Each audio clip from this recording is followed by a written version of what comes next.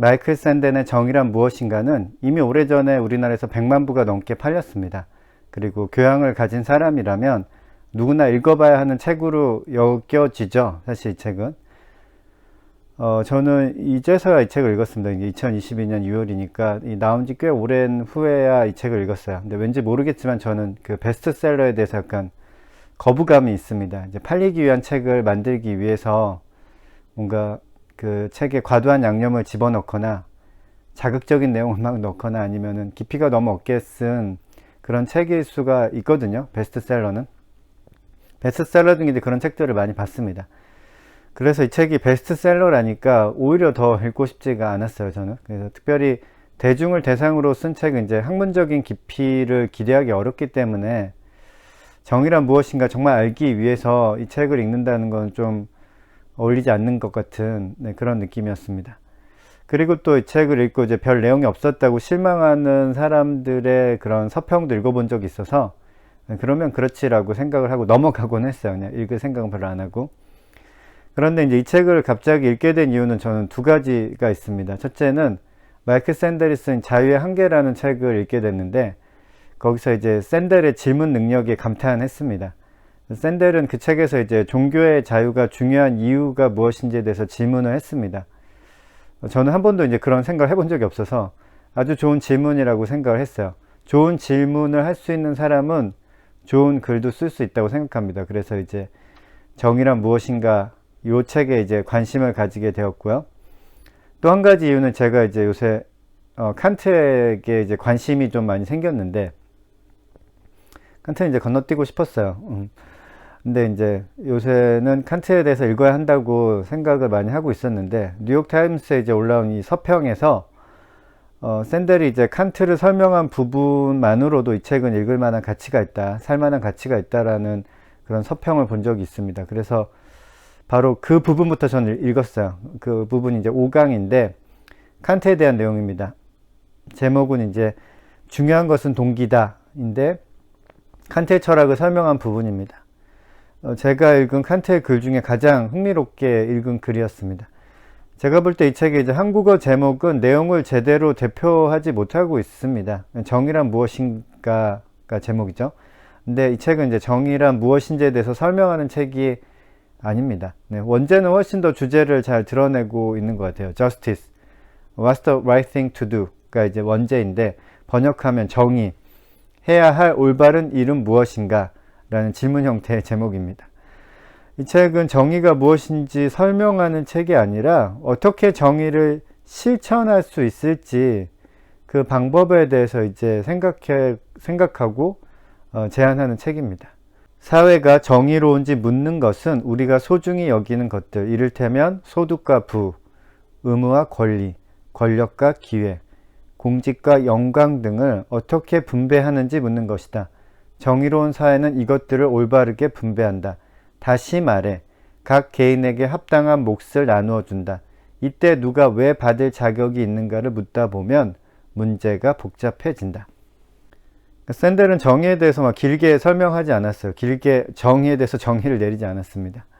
정의라는 것을 이제 간단하게 설명을 하면 잘 나누어 주는 것이라고 이렇게 얘기를 하고 있죠. 그런데 어떻게 잘 나누어 줄 것인가는 간단한 문제가 아닙니다. 여기서 이제 문제가 복잡해지는데 샌델은 이 복잡한 문제를 어떻게 해결할 것인가에 대해서 이 책에서 서술하고 있습니다.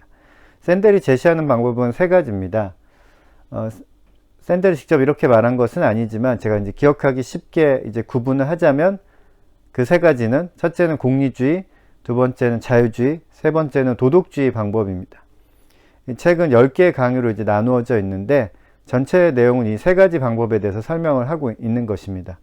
1강은 이제 오리엔테이션의 내용이고요. 10강은 이제 정리하는 내용입니다. 마지막 강의니까. 근데 이 세 가지 방법에 대해서 이제 샌델이 10강에서 정리한 내용을 보면 이제 다음과 같습니다. 여기까지 오는 동안 우리는 정의를 이해하는 세 가지 방식을 탐색했다.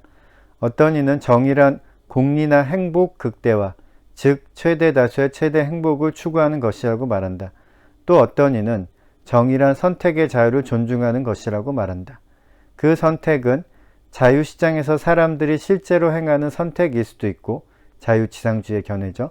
원초적으로 평등한 위치에서 행할 법한 가언적 선택일 수도 있다. 자유주의적 평등주의의 견해입니다. 마지막으로 어떤 이는 정의란 미덕을 키우고 공동선을 고민하는 것이라고 말한다.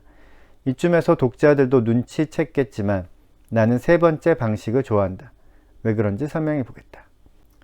첫 번째나 두 번째 방법은 세 번째 방법에 비해서 쉽습니다. 첫 번째 이제 공리주의의 방법은 최대 다수의 최대 행복을 위해서 나누는 것이죠. 정의, 나누는 것이죠. 행복을 수치화해서 이제 최대치를 달성해야 한다는 점에서 이제 문제가 있긴 합니다.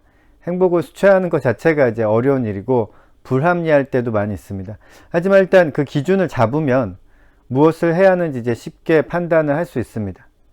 두 번째 자유를 존중하는 방법, 정의를 위해서 사람들의 기호를 그대로 존중하는 방법이죠, 이것은.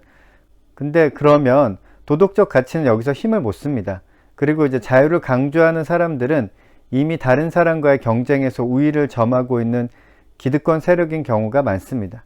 자유롭게 놔두면 결국 힘이 센 사람이 대부분을 차지하죠. 정의가 이루어진다고 할 수 없습니다. 그래서 이제 세 번째로 가야 하는데, 샌델의 견해죠. 사실 세 번째 방법이 가장 어려운 방법입니다. 샌델은 이제 정의는 올바른 분배만의 문제가 아니라 올바른 가치 측정의 문제이기도 하다라고 주장합니다. 그런데 이게 문제죠. 올바른 가치 측정을 어떻게 할 수 있냐는 것이 이제 문제입니다. 우리의 삶의 미덕이 무엇인지 같이 이야기를 나누어 봐야 하고 공동선이 무엇인지 말 그대로 이제 고민을 해야 합니다. 정의로운 사회에서는 좋은 삶을 다 같이 고민한다고 하자. 그러면 어떤 정치 담론이 우리를 그 방향으로 이끌지를 묻는 문제가 남는다. 나는 이 질문에 확실한 답을 찾지는 못했지만 몇 가지 도움이 될 만한 제안을 할 수는 있다. 첫째는 관찰이다. 오늘날의 정치적 주장은 대개 행복과 자유, 즉 경제 성장과 권리 존중이 중심이 된다. 정치에서 미덕이라고 하면 보수적 종교인이 이렇게 살아라 하고 말하는 모습을 떠올리는 사람이 많다. 그러나 미덕과 공동선이 정치에 영향을 미치는 방법은 그것만이 아니다.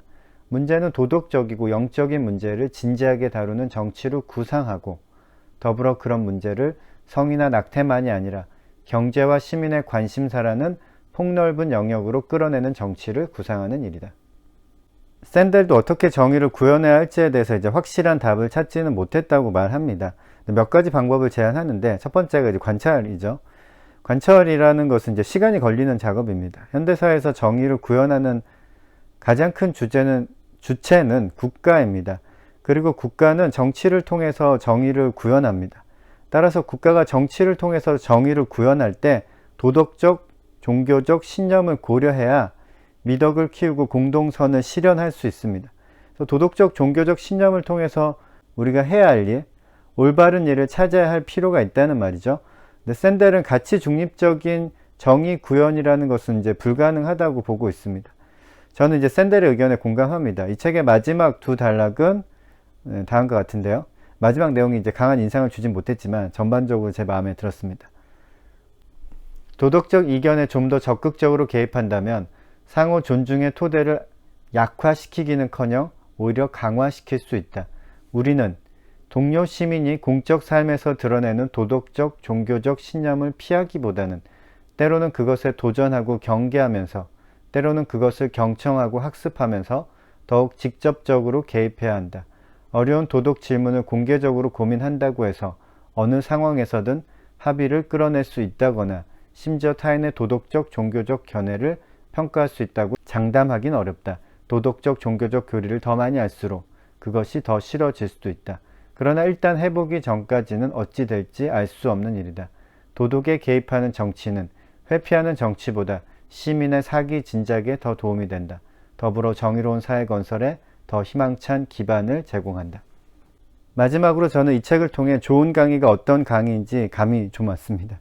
이 책은 샌델이 하버드에서 강의한 내용을 기반으로 구성한 책입니다. 따라서 이제 대부분의 내용은 이제 강의에서 언급한 것이겠죠. 이 책을 읽으면 이제 샌델이 학생들과 어떻게 강의를 만들어 갔는지 상상이 됩니다. 아주 생동감 있는 강의였을 것 같아요.